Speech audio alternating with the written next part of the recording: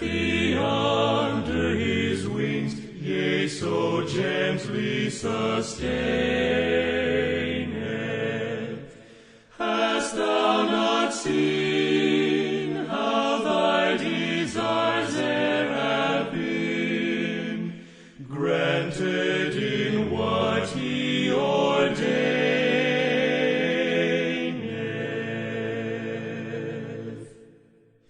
Praise to the Lord who doth prosper thy work and defend thee. Surely his goodness and mercy here daily attend thee. Ponder anew what the Almighty can do, if with his love he befriend thee. Praise to the Lord, O let all that is in me adore him. All that hath life and breath, come now with praises before him. Let the Amen sound from his people again. Gladly for aye we adore him.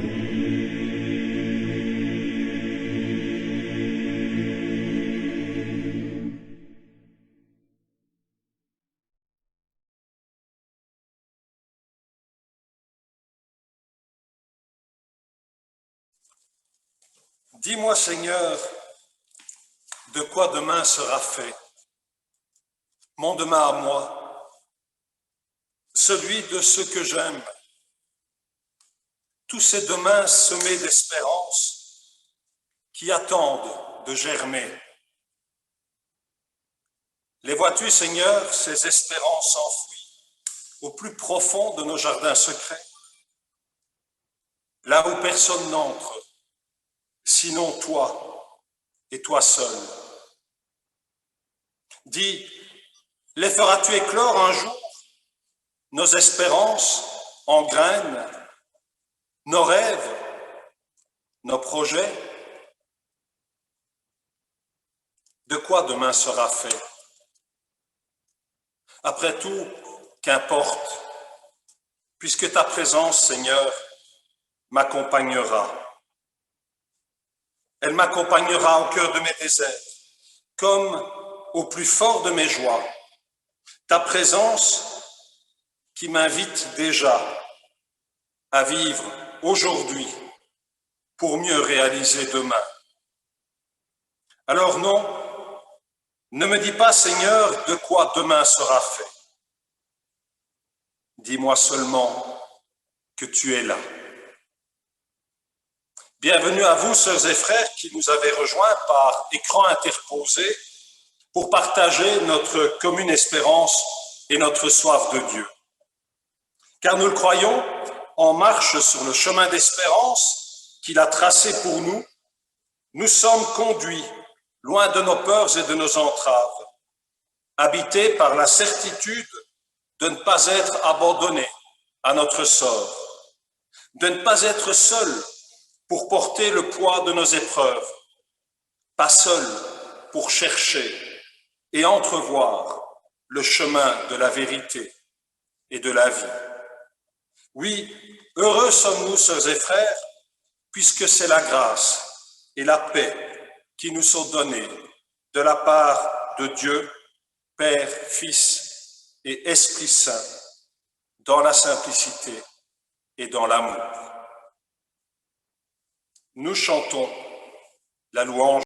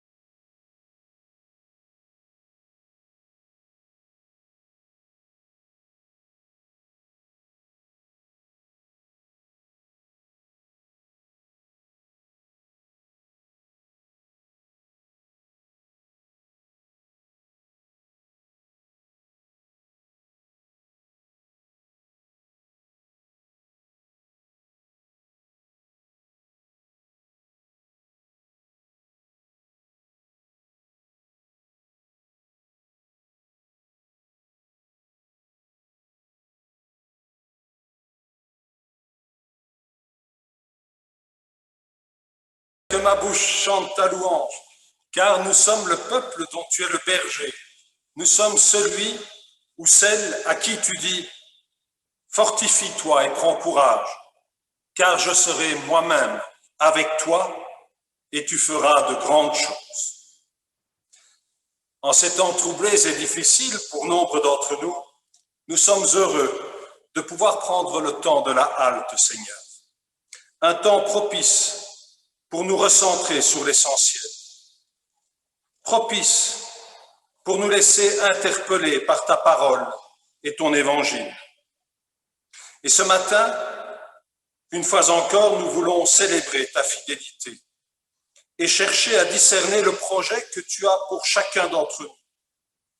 Discerner aussi tout ce qui nous en écarte et tout ce qui nous éloigne et de toi et des autres. Seigneur, tu as dit, demandez et l'on vous donnera.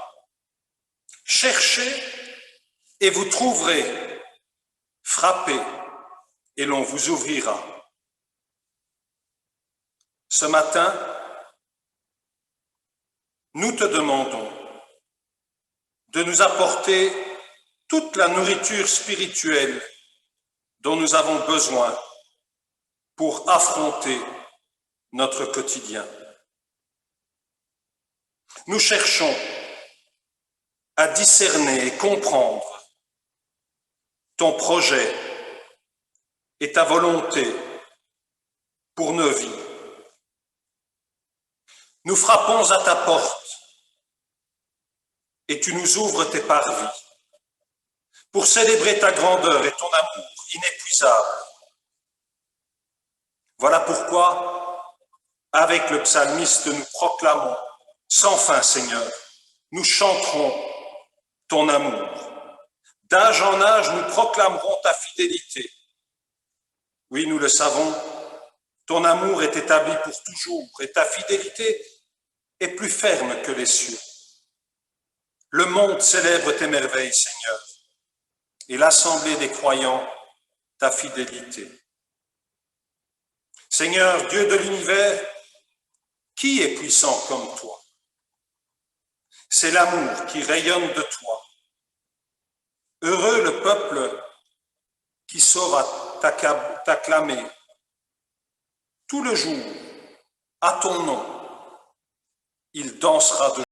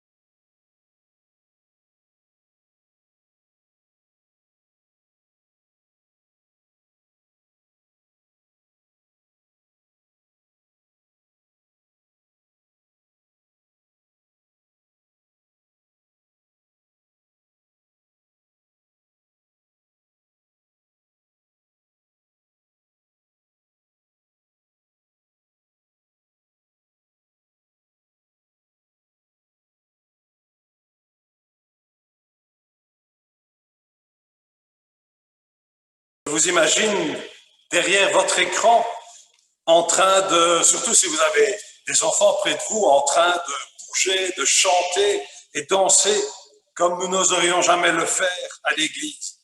Mais c'est aussi ça la joie de la communion et de l'adoration qui nous sont données en partage. Aussi, nous ne bouderons pas notre plaisir. Réjouissons-nous, c'est aussi un don de Dieu. Ce matin, nous aurons une lecture qui sera extraite de l'évangile de Matthieu au chapitre 25, les versets 14 à 30. Et c'est Michel qui nous conduit dans la lecture.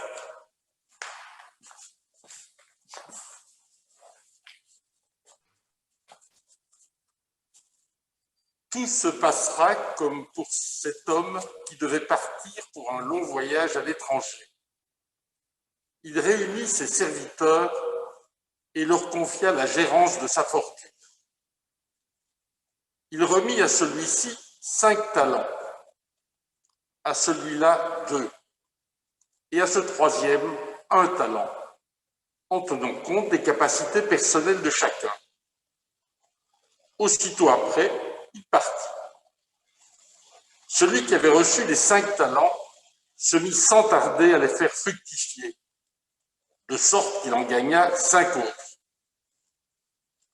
Celui qui avait reçu 2 talents fit de même et en gagna 2 autres. Quant à celui qui n'en avait reçu qu'un seul, il s'en avait creusé un trou dans la terre pour y cacher l'argent de son maître. Le voyage dura longtemps. Enfin, le maître de ses serviteurs revint et leur fit rendre compte de leur gérance. Celui qui avait reçu les 5 talents se présenta, apportant les 5 talents supplémentaires qu'il avait gagnés. « Seigneur, dit-il, tu m'avais remis 5 talents. J'en ai gagné 5 autres. Les voici. » « Très bien, lui dit son maître. Tu es un bon serviteur. On peut avoir confiance en toi. Tu t'es montré fidèle dans une petite chose. C'est pourquoi je peux te confier une gestion plus importante. Viens partager la joie de ton maître. » Celui qui avait reçu les 2 talents se présenta aussi et dit : « Seigneur, tu m'avais remis 2 talents. J'en ai gagné 2 autres. Les voici. » « Très bien, lui dit son maître. Tu es un bon serviteur. On peut avoir confiance en toi. Tu t'es montré fidèle dans une petite chose. C'est pourquoi je peux te confier une gestion plus importante. Viens partager la joie de ton maître. » Enfin, celui qui n'avait reçu qu'un seul talent vint à son tour et dit : « Seigneur, j'ai appris à te connaître comme un homme âpre au gain. Tu moissonnes là où tu n'as rien semé. Tu ramasses sur l'air où tu n'as rien répandu. Alors j'ai été pris de peur et je suis allé cacher ton argent dans la terre. Voilà, je te rends intégralement ce qui t'appartient. » Mais son maître répondit : « Vaut rien, fainéant. Tu prétends savoir que je moissonne là où je n'ai rien semé et que je ramasse sur l'air où je n'ai rien répandu. Eh bien, tu aurais dû placer mon argent à la banque. Là, du moins, il aurait rapporté quelque chose, de sorte qu'à mon retour, j'aurais récupéré le capital et les intérêts.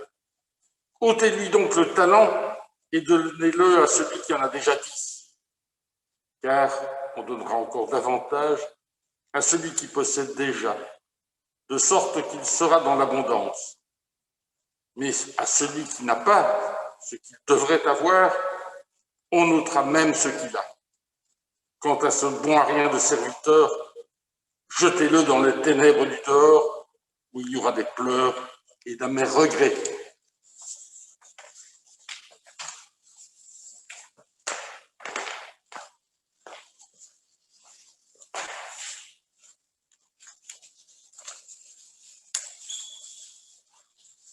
Après le cantique dansant qui précédait notre lecture, l'extrait de l'évangile prévu pour ce dimanche fait un peu penser à une douche froide, vous ne trouvez pas? Oufti, comme on dit à Liège, le contraste. Pourtant, au départ, tout commence gentiment, par une belle histoire. Tout se passera comme pour cet homme qui devait partir pour un long voyage à l'étranger. De nos jours, cela laisse un peu rêveur, cette idée de long voyage à l'étranger. Mais bon, l'image n'en est que plus parlante. C'est celle d'un départ au loin pour une durée incertaine. C'est tout à fait ça aujourd'hui, en fait. Quand on part, on n'est plus tout à fait sûr de quand et si on pourra revenir. C'est aussi l'image d'un voyage qui nécessite de bien prendre ses dispositions, de bien veiller à l'éventualité d'une complication qui retarderait le retour. Et quand on a du bien, ou que l'on est dans les affaires, cela nécessite que soit organisée la continuité et la gestion de ses affaires pendant son absence. On se dit, mon Dieu, que c'est parlant tout ça. Évidemment, la perspective que nous nous faisons de la suite du récit est généralement quelque peu influencée par une lecture dans l'air du temps. De quoi se préoccupe le maître? Ben, cela va de soi. Du rendement de ses avoirs, de la survie de son entreprise, de la capacité des uns et des autres à faire face à la situation, à assumer ses responsabilités. Et sa manière de répartir ses avoirs indique clairement l'idée qu'il a sur la question qu'il semble avoir de chacun, le jugement qu'il semble avoir de chacun. Au premier, 5 talents. Au second, 2 talents. Au troisième, 1 talent. Ne cherchons pas trop à comprendre, c'est comme cela. Ceci dit, avez-vous remarqué le classement qu'on établit sans même y faire attention quand on évoque cette répartition? C'est un peu comme si on annonçait un podium avec un premier, un second et un troisième. Sauf qu'ici, la condition entre les 2 premiers et puis le troisième ne sont vraiment pas identiques. Ici, il n'y a manifestement pas 3 gagnants, mais seulement 2.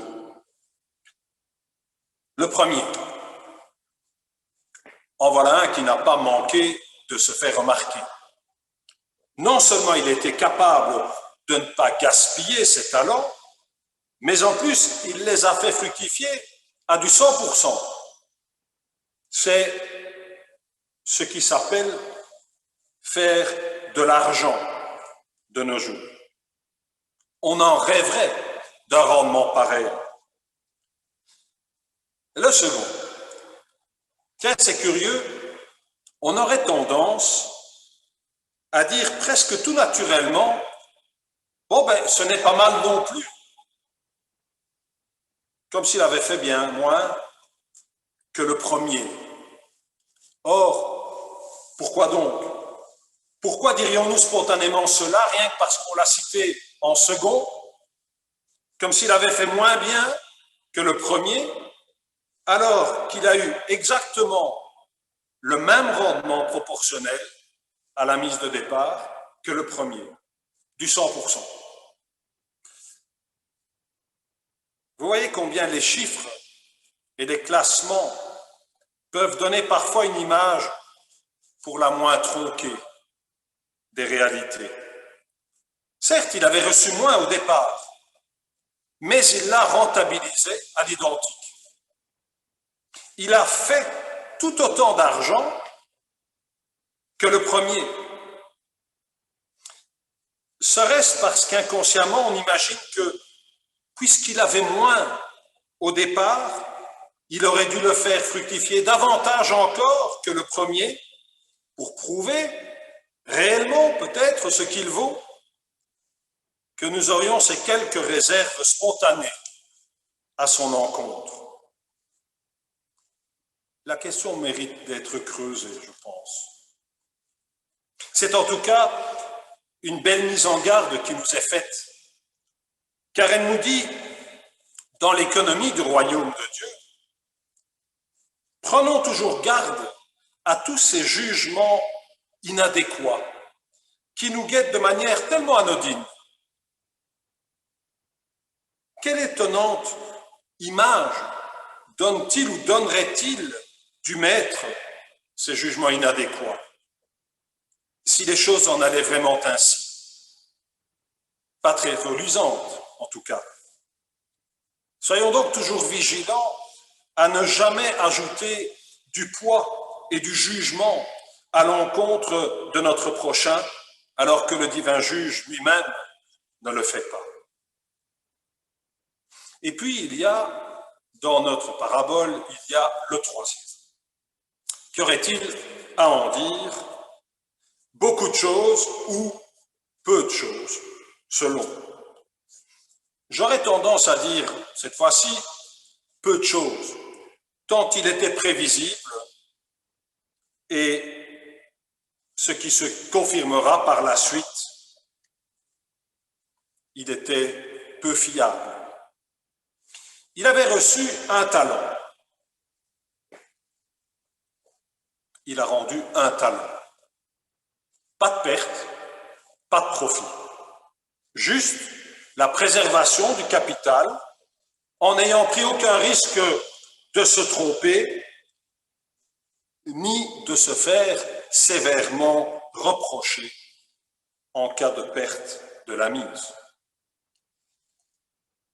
Mais on est quand même un petit peu intrigué en découvrant ce troisième.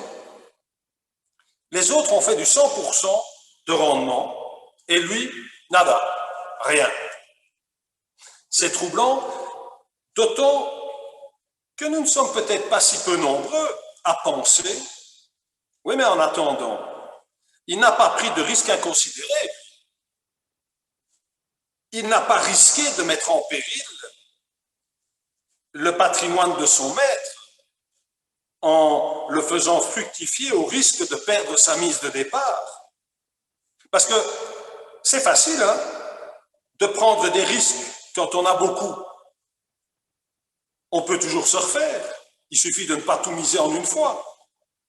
Mais comment faire quand on a peu? Et c'est vrai qu'à regarder la manière dont fonctionne notre économie, aujourd'hui, il semble assez évident que ce contre-exemple ne fait plus aussi aisément mouche en tant que tel qu'à l'époque de Jésus. De nos jours, on n'a aucune peine à projeter notre récit dans des situations observables et même parfois expérimentées par certains d'entre nous. Tel un tel qui a boursicoté et fait croître sa fortune au point d'avoir doublé, triplé, quintuplé sa mise initiale. Ah, qu'on l'admire ou le jalouse, celui-là. Tel l'autre là, qui s'est contenté de placer habilement son petit pécule dans des valeurs sûres et les a vues croître lentement, mais sûrement, sans jamais avoir mis ses avoirs en péril par des placements hasardeux. Un exemple à suivre, c'est sûr, en ces temps incertains et troublés. Tel machin-là, vous savez, qui n'a pas confiance dans les banques ni dans le système et qui a gardé ses économies planquées à la maison et en a vu la valeur diminuer du seul fait de la dévaluation de l'argent. Et d'ailleurs, quand bien même les aurait-il déposés sur son compte d'épargne, aurait-il vu la valeur de son capital ne pas progresser? Pire, c'est désormais à taux négatif qu'il le verrait se réduire inexorablement. Ça aussi, c'est parlant et troublant. Mais vous pensez bien que Jésus, ne nous donnait pas, de manière quasi prophétique, un cours d'économie élémentaire alors qu'il nous racontait sa parabole.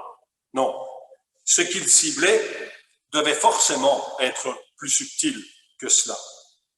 Aussi, arrêtons-nous un instant sur quelques mots utilisés. Tout d'abord, en relevant l'emploi du terme doulos, qui a été traduit ici par serviteur. En grec, ce terme désigne les esclaves, la classe de la plus basse extraction. Or, il existe un autre terme grec pour désigner les intendants. On perçoit donc parfaitement l'intention de ce choix. C'est bien à des non-spécialistes que le maître a décidé de confier son bien. Ensuite, Jésus parle de talent. Pour info, un talent, c'est une somme d'argent ou d'or dont le poids variait selon les États et selon le change entre les monnaies.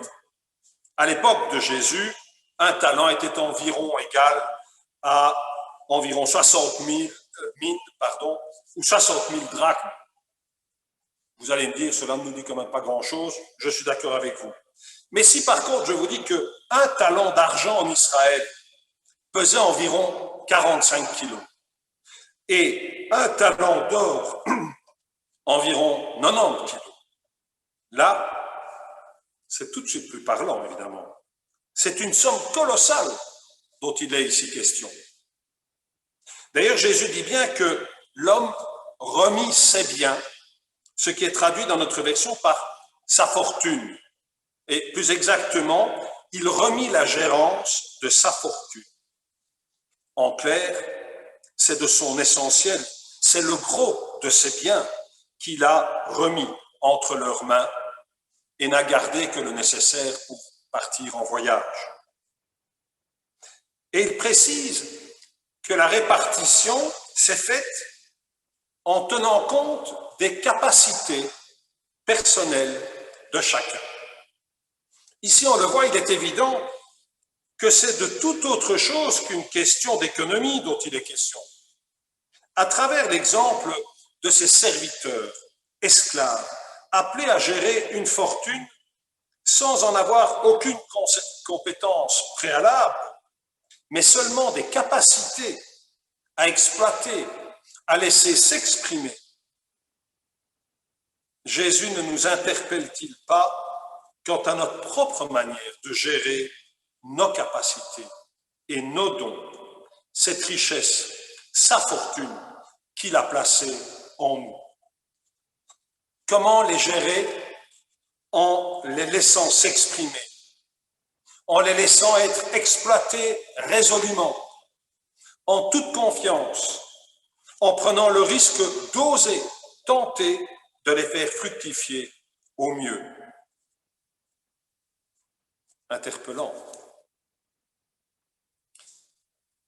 Je ne sais pas si vous avez, comme moi, souvent perçu ce passage comme étant un peu menaçant et culpabilisateur. En tout cas, c'est comme ça qu'on me l'a présenté quand j'étais enfant et jeune. Comment tu n'as pas fait fructifier tes talents et comment justifieras-tu tes comptes quand le maître te le demandera? Regarde ce qui lui est arrivé au troisième.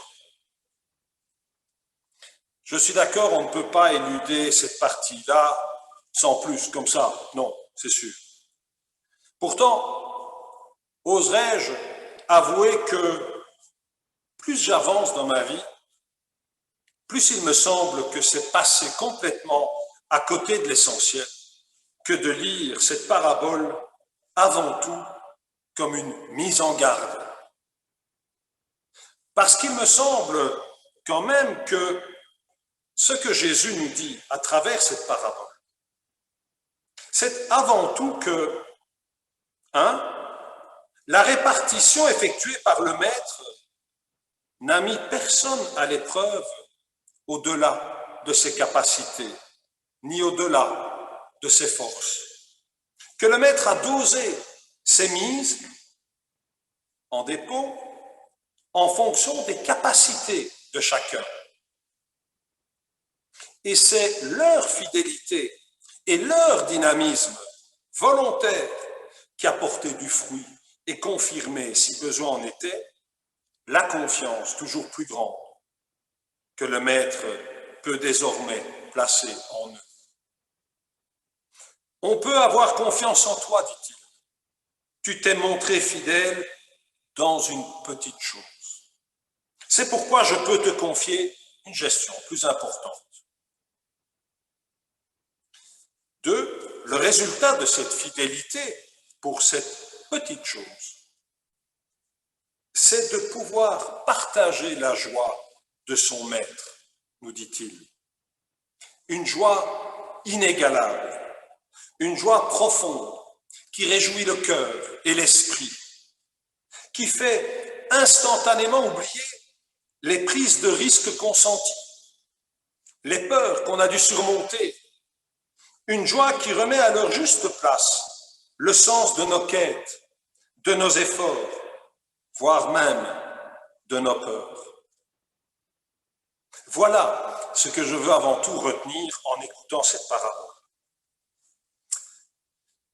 Quant au troisième, qu'on nous désigne souvent comme l'épouvantail avec la mise en garde, fais bien gaffe de ne pas lui ressembler. Regarde ce qui lui arrive à la fin. Certes, on ne peut passer à côté sans y réfléchir. Mais faut-il vraiment voir ce qui lui arrive comme étant de l'ordre d'une sanction, d'une punition, comme si Dieu n'avait en tête que de pouvoir nous prendre en défaut et nous punir pour notre obéissance ou pas, pour notre témérité, notre courage ou nos lâchetés.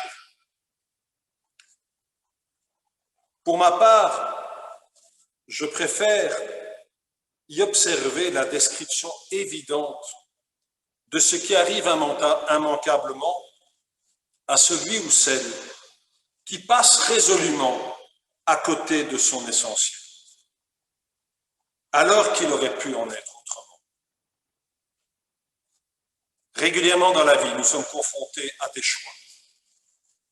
Nous avons le sentiment, nous avons on pressent que nous devrions faire autrement, changer de voie, changer de vie, remettre de l'ordre dans tout ça et oser peut-être aller de l'avant, oser faire un choix, trancher, et ainsi de suite. Mais que nous restons là, passifs. Dans la parabole, on nous dit que le Maître est parti très longtemps avant de revenir. On a eu tout le temps, et pourtant, on a reporté, et on n'a pas choisi. Mais peu importe qu'il ou elle ait été timoré, lâche ou infidèle, il n'est pas question de jugement. Ce qui est clair, par contre, c'est qu'en n'ayant pas saisi sa chance, pour bien souvent de mauvaises raisons, la chance de gérer son talent, il ou elle s'est privé de la possibilité de partager la joie de son Maître. Et en observant les autres qui en sont comblés, il ne lui reste désormais que ses yeux pour pleurer et le regretter amèrement.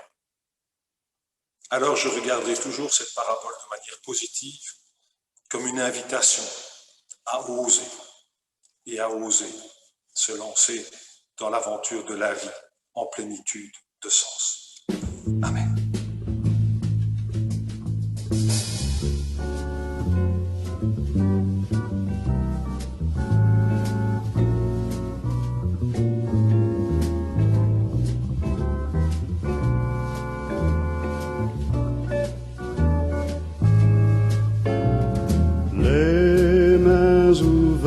Devant toi, Seigneur, pour t'offrir le monde,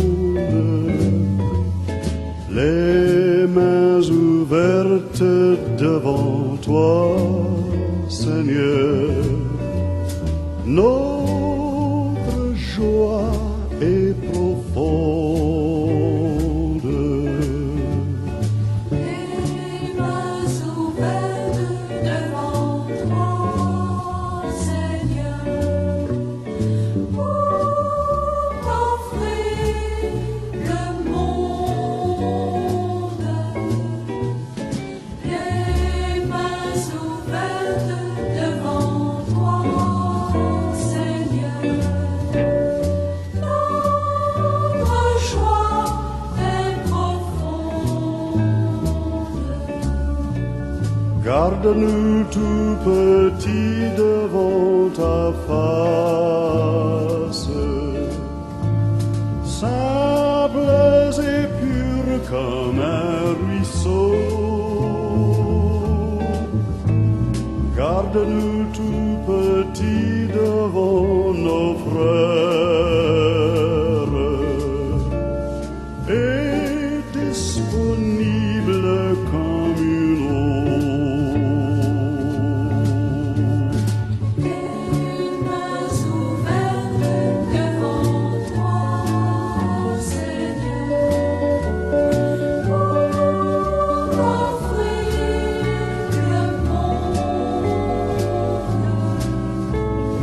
Les mains ouvertes devant toi, Seigneur, notre joie est profonde. Garde-nous tout petits devant ta face, brûlant d'amour et plein de joie. Garde-nous tout petits parmi nos frères,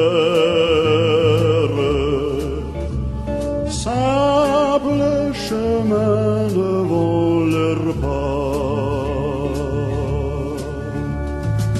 Les mains ouvertes devant toi, Seigneur, pour t'offrir le monde. Les mains ouvertes devant toi, Seigneur, notre joie est profonde. Les mains ouvertes devant toi, Seigneur, pour offrir le monde. Les mains ouvertes devant toi, Seigneur, notre joie est profonde. Unissons-nous dans l'intercession.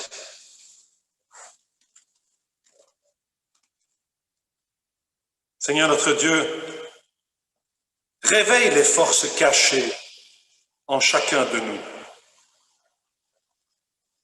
Car alors notre vie pourra s'épanouir. Fortifie en nous la conviction que tu veux notre bien. Alors nous pourrons avoir confiance en nous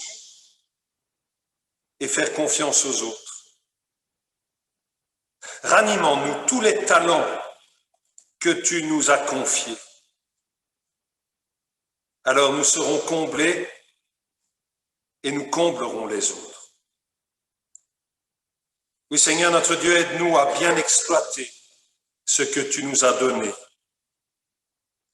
Ardent à mettre en œuvre nos talents, généreux dans l'utilisation de tous nos dons,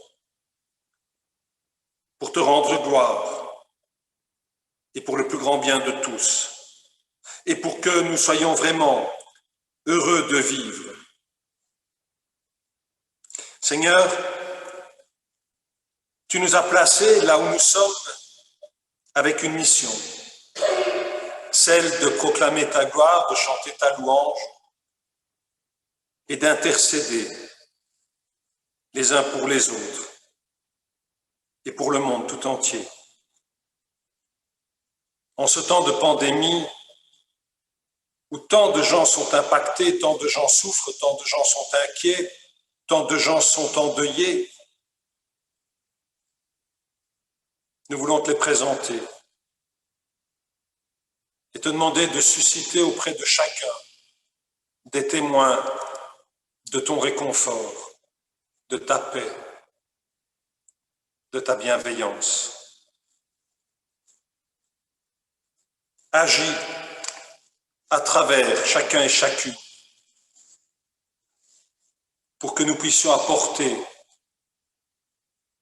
tout ce dont on a besoin pour affronter ces moments difficiles. Le monde, pour autant, ne s'est pas arrêté de tourner et en différentes parties du globe, des conflits terribles ont encore lieu. Des batailles se perdent et des populations sont déportées, voient toute leur vie s'écrouler en un instant. La famine pousse des gens à l'exil, à prendre des risques énormes, inhumains, pour essayer de trouver un endroit où simplement pouvoir vivre décemment.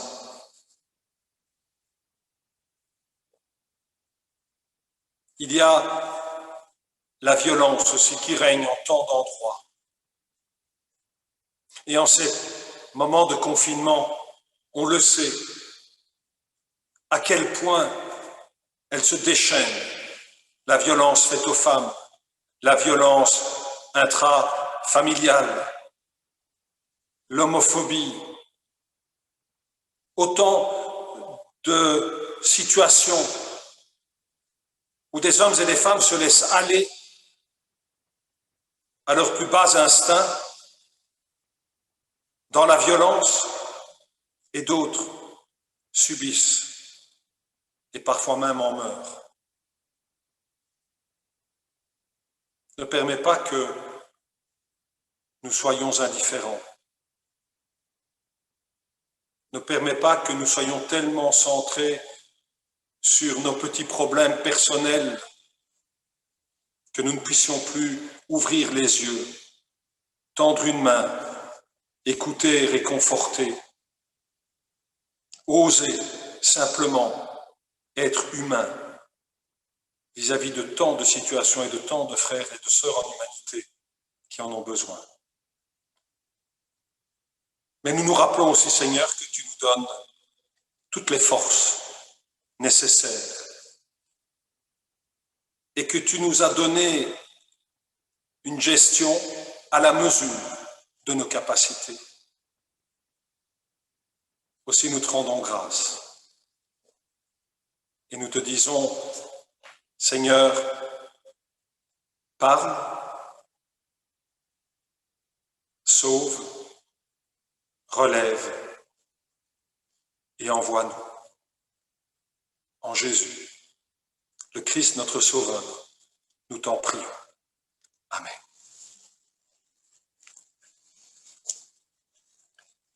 Pendant la prédication, j'ai abordé quelques questions un peu d'économie élémentaire et dans le genre, en cette période de confinement, plus que jamais notre Église a besoin de notre solidarité financière aussi.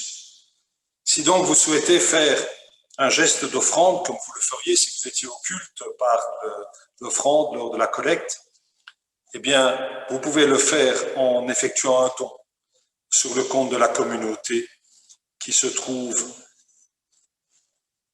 sur le site, ou bien que je peux vous envoyer si vous le demandez. Voilà, notre culte touche à sa fin. Eh bien, le Seigneur nous invite à être fidèles en peu de choses. Mais de ce peu de choses, c'est sa joie et sa paix que nous aurons en partage. Alors, chassons nos craintes, éjectons nos mesquineries, ignorons notre inexpérience, le Seigneur nous a donné tout ce dont nous avons besoin pour l'être. Ne renions donc pas ce qu'il nous a donné. C'est fortifié par cette conviction d'être comblés de l'essentiel que nous allons en paix, dans la joie de nous savoir aimés et aimants.